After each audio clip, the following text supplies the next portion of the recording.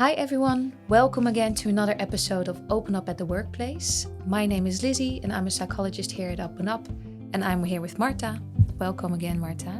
Thanks for having me again. Yeah, good to have you. You are head of people and I'm here again to ask you some HR related questions.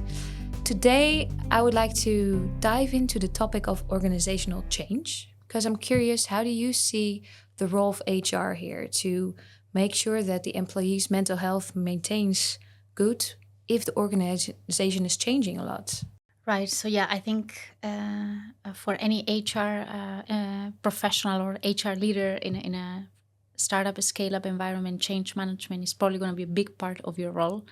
Of course, not only in a startup and scale-ups, change is something that happens in every organization, also in life, right? In a business context, whether it's a merger, an acquisition, if it's simply a restructure, reorganization, I think, as HR, you often see these changes, you participate in the change management plan, let's say. You also see a lot of what it does in people. You also carry a lot of that yourself, I would say, when you work in this profession.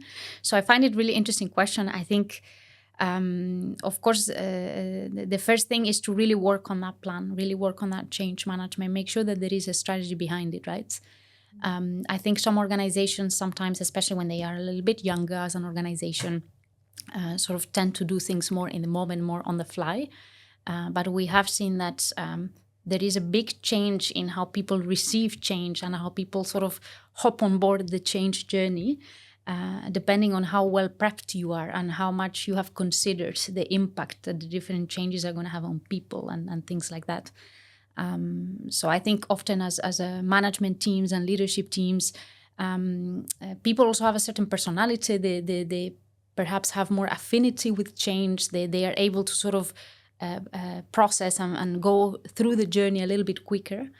So it's always important that as part of that plan, you consider maybe you have been working on this new structure, I don't know, for 6 months, and you have had those 6 months to process yourself, right? But people also then need a little bit of time to come on the journey. Yeah.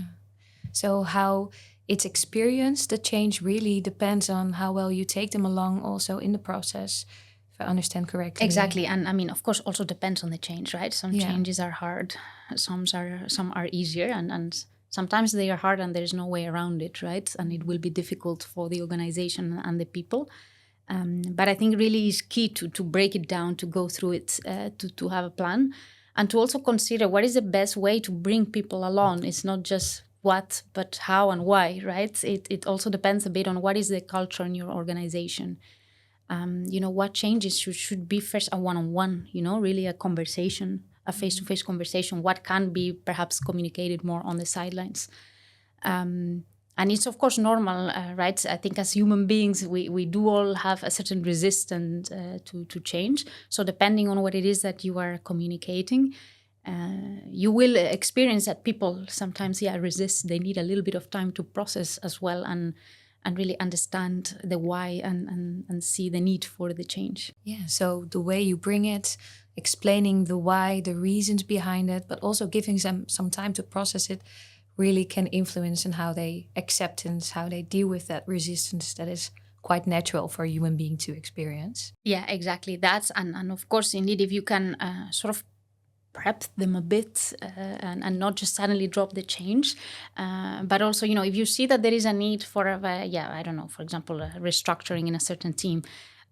Well, if you see that need already now, you can start planting that seed and start bringing the team along on that way of thinking, maybe even before you have made the decision to actually restructure, for example. So really taking the team and the people in your creative, fast-paced mind, really take them along to make sure that they're also on board in this changing environment. And I would say that's also why a leadership role can sometimes be very difficult, right? Because you're also in a way that filter.